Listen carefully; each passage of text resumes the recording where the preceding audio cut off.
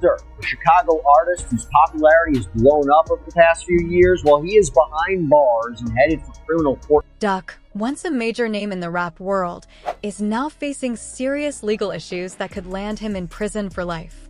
His fall from the top is tied to Quando Rondo, a rapper whose rise to fame came from his rough street background. While many think they understand the story, there are still some details that aren't well known. Quando Rondo grew up in Savannah, Georgia, and got involved with the streets at an early age. He joined the Rolling 60s neighborhood Crips and quickly built a reputation. By the time he was 18, he was already known in the streets. The FBI connected him to a murder case that happened after a shooting at a gas station.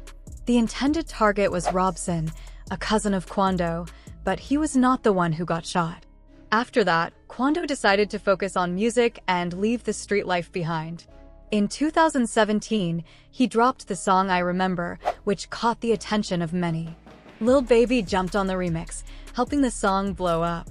Despite the violence around him, Quando always said he wasn't to blame and later released a track where he claimed the shooting was in self-defense. In an interview from April 2021, Quando Rondo explained that he was asleep in a car when everything went down. He also said he didn't even know King Von was there at the time. The FBI had already started looking into the shooting at the gas station, but Lil Durk had already made a name for himself as one of the biggest artists in Chicago's drill scene. While his collaboration with NBA YoungBoy helped boost his career, Durk also played a big part in helping Quando Rondo rise in the rap world. Some people believe that Quando Rondo's involvement with King Von led him into some of the hardest times of his life. Many fans and people who followed the situation closely feel that bringing Von out of Chicago triggered a wave of problems that went well beyond what he expected. Quando himself has admitted in interviews that once Von entered the picture, things began to take a sharp turn for the worse. He claims that Von's presence in his life and the decisions that came with it led to a series of unfortunate events that affected not only him, but also those around him. At the time, King Von was one of the most promising rising stars in the rap game, known for his gritty storytelling and authentic approach to drill music. Von's energy and raw charisma drew attention, and his reputation in the streets was undeniable. However, his street ties also made him a target and led to a lot of tension with rival factions. When Von and Quando Rondo began to collaborate and spend more time together, it wasn't just about music. The street politics that Von was involved in followed him wherever he went, and it wasn't long before that drama started to spill over into Quando's life. Quando has stated that once Von started getting involved in his life, things started falling apart. People who were once close to him started facing problems, including getting robbed, arrested, and even sent to prison. In a way, it felt like everything started to unravel once Von's name was attached to the mix. It wasn't just about music anymore, it was about loyalty, street codes, and the consequences that come with being associated with someone like King Von, who was known for his tough persona and connection to the streets. When King Von was involved in a shooting incident in Atlanta that led to his death in 2020, it sent shockwaves through the hip-hop world. But it also caused a ripple effect that affected everyone connected to him. The aftermath of Von's death saw an outpouring of grief and support, but it also fueled a lot of anger and violence, particularly between the OTF camp, Only the Family, which Von was a part of, and rival factions. The energy that Von brought with him, both positive and negative, intensified everything around him. For Quando, his connection with Von became a double-edged sword. While he valued their friendship, the street troubles that Von brought into his life were undeniable. It seemed like ever since Von came around, the risk of violence and retaliation grew. People around him began to face serious charges and even prison time, all because of the connections they had with Von and the street life he was heavily tied to. Looking at the situation from the outside, it's clear that King Von's actions and his reputation created a lot of chaos for everyone close to him. Von's past, filled with violent encounters and street beefs, inevitably followed him wherever he went, and when he was in Quando's circle, those same issues came to the forefront. The violence that Von was involved in didn't just stay in Chicago, it reached across state lines and affected everyone who was close to him, including Quando. Many of the people who were around Vaughn, including some of his close friends and affiliates, are now facing serious consequences. Some are serving time in prison, while others are dealing with legal battles, all because they were connected to the street life Vaughn was a part of. Quando Rondo himself has been left to reflect on the impact that this relationship had on his life. While he may have gained a lot from his music career through his association with Vaughn, it's clear that the trouble that came with that connection has been overwhelming. In the end, the chaos caused by King Von's presence in Quando's life serves as a stark reminder of the dangers of mixing street politics with the music industry. What seemed like a friendship and a way to elevate each other quickly turned into a situation full of violence, legal issues, and lost opportunities. For Quando, it's been a difficult and painful lesson, showing that even the brightest stars in the rap game can't always escape the shadows of the streets. Even with everything that happened, Quando Rondo still gives respect to his friends, calling them blood brothers. He also gave a shout out to Rondo, calling him a little boss and recognizing everything he's been through. Reports also say that Lil Durk didn't charge Quando for the feature, seeing it as a chance to support a rising artist, rather than just a business deal. Durk paid the bounty and crashed out like he did with this one is because of Vaughn. King Lil Durk, man. And that same year, both Quando Rondo and Lil Durk were featured on Shy Glizzy's song Problems, which only made their connection stronger.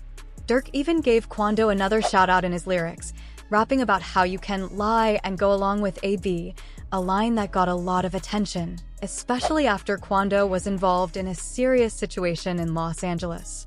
The drama got worse when a firearm was linked to a shooting involving Quando. The gun, which was later connected to the crime, was used during an incident outside a car, where it tragically struck and killed someone standing next to it. Surveillance footage showed a suspect firing in broad daylight, making it a big part of the case. Even though Quando was known for sipping red, everyone knew he was involved in much more than people might think. Durk even mentioned this in his music, saying that while Quando might look like he's just sipping red, Durk knew he was a lot tougher and deeper into street life than most people realized. Durk rapped about how Quando was a real one, and you couldn't just mess with him without serious consequences. Lil Durk showed a lot of love to Quando Rondo early in his career, recognizing his talent and potential. Their connection wasn't just about making music together. Durk genuinely supported him, giving him opportunities to grow in the industry. When they teamed up again on the track Safest, Durk rapped, "We not scared. We did what we did. Real and checked in. Kids having kids. They going out wanting gun laws. But it is what it is. Public defenders don't even care. They trying to plead you out your rest." This really showed the respect and bond between the two. Quando, often called Trench Baby, has always mentioned how much Durk's support meant to him. Their relationship wasn't just about music, it was a real friendship. Quando even spent time in Chicago hanging out with Durk and his crew. They had each other's backs, and their connection was deeper than just business. At that time, Quando was also close with King Von, but his loyalty to Durk's camp was clear. Quando Rondo clearly took shots at Lil Durk and King Von's rivals from 63rd Street, adding more tension to the already heated situation. At the same time, NBA YoungBoy's relationship with Jania was causing a lot of drama in his personal life, which only made things worse. YoungBoy added to the fire by posting a picture of his son with a message that said, "I'm going to make sure my son, if your daughter sends you trolling, BH Esther is." This made the situation even more personal and impossible to ignore. As Vaughn and YoungBoy began taking shots at each other online, the tension between them rapidly grew. The rivalry wasn't just about two rappers clashing over social media, it quickly evolved into a full-blown street war, with their respective crews picking sides. What started as a personal feud escalated into a battle that had everyone involved. Both sides began to draw their lines in the sand, and before long, the situation was no longer just about music or online insults. It became a battle for pride, loyalty, and survival. This is when things really started to heat up. Before all of this drama took place, it's important to remember that Quando Rondo and many of YoungBoy's affiliates had solid, friendly relationships with people in Chicago, including those who were close to Lil Durk.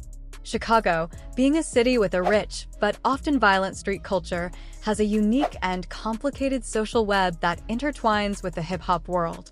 For a long time, the relationships between the two camps had been respectful. Quando Rondo, who was initially gaining recognition in the rap scene, didn't have any real beef with people in Chicago early on. In fact, he had some solid ties with individuals in the city, including those who were part of Durk's circle. This included not just associates, but also people who, at the time, were seen as part of the same hip-hop scene.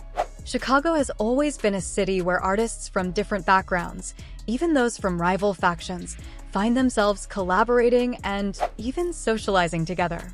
The music industry often blurs the lines between street affiliations, and this is exactly what happened between Quando Rondo and those around Durk. One notable example of this is Lil Reese, one of Lil Durk's closest allies and one of the key figures in the Chicago drill scene. In an interview, Reese mentioned that he had hung out with Youngboy's crew in the past and that there was no bad blood between them at that time. It's a significant statement because it shows that at one point, there was mutual respect between Youngboy's team and people closely associated with Durk, including Reese. The fact that these two camps were able to hang out without conflict points to a time when things between them weren't so divided. There was no tension, no rivalry. It was just music and mutual recognition of each other's hustle. But the problem came when the rivalry between Vaughn and Youngboy became personal. As Vaughn's and Youngboy's conflict intensified, the friends and associates of both rappers started to pick sides. The once friendly connections between the two camps began to crack under the pressure. The streets, which had already been tense for years, became even more charged with hostility. What was once a peaceful coexistence between different factions of the Chicago rap scene soon turned into a bitter divide. Durk, who had always positioned himself as one of the leaders in the Chicago rap scene, felt personally invested in the conflict because of his close ties to Vaughn. Vaughn, a rising star, was Durk's protege and someone who had become very important to the movement Durk was trying to build in the city. The loss of Vaughn in 2020 was a huge blow to Durk, not just personally, but also professionally. Vaughn had been seen as the future of the OTF, Only the Family, label and a key figure in the Chicago drill scene. With his passing, the tension between Durk's camp and Youngboy's camp grew even stronger, as many believed Youngboy's words and actions played a role in fueling the hatred that led to Vaughn's death. At the same time, Quando Rondo, who had been close to Youngboy, was now in the spotlight, caught between two worlds. His connection to Youngboy made him a target for Durk's supporters, who saw Rondo as a symbol of the feud that had already spiraled out of control. Rondo, who was a respected figure in his own right, found himself caught in the middle of a battle that was much bigger than he had anticipated. The growing division between the two sides only made the situation more complicated. As both rappers and their crews started taking jabs at each other, their fans also joined in, spreading the hate on social media and intensifying the feud. The public nature of the back and forth ensured that no one could back down without losing face. Every insult, every post, every tweet became another step down a path that would be hard to turn back from. Lil Reese's comments about hanging out with Youngboy's crew show how things can change over time. What once was a peaceful, friendly relationship became the backdrop for a violent conflict that spanned not just through social media, but also through the streets. This is the tragic reality of how hip-hop and street culture often collide. What starts as collaboration can easily devolve into chaos, with friendships shattered and lives changed forever. The violence that erupted between the two sides had real consequences. From social media to the streets, both Durk and Youngboy's teams were in constant tension, leading to confrontations that were unavoidable. The relationship that once existed between Chicago and Youngboy's crew is now just a distant memory, overshadowed by the ongoing conflict. What was once a potential for unity and collaboration became another painful chapter in the ongoing saga of violence that so often surrounds the rap game. As time passed, the question remained, could they ever rebuild the bridges that had been burned? Or had the damage been done, and was it now too late for peace to be possible? The relationship between these two camps serves as a cautionary tale about the dangers of mixing street politics with the world of hip-hop, a world where words, once spoken, can never be taken back. YoungBoy's crew used to come to Chicago and visit, even pulling up to my crib, and everything was cool. But things change over time. Lil Durk and Lil Reese have a complicated history in Chicago's street scene.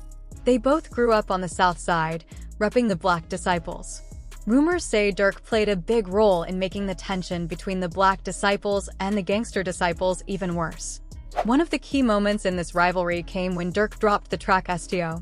In it, he rapped about people stretching Duck and mentioned squeezing a 40, throwing shots not only at Duck but also at Lil Reese, a key member of the Black Disciples. Reese fired back with his own diss track, making the back and forth even more intense. This situation is a harsh reminder of how dangerous street beefs can be, even for the biggest artists. What starts as a rivalry can end in violence, lost careers, and long prison sentences. The cycle of violence has already taken too many lives and wasted too many opportunities. So, what do you think will happen next? Will Lil Durk manage to fight his case, or is he headed for a life behind bars? Drop your thoughts in the comments below, and don't forget to like and subscribe for more updates on the latest hip-hop news and controversies. Stay tuned!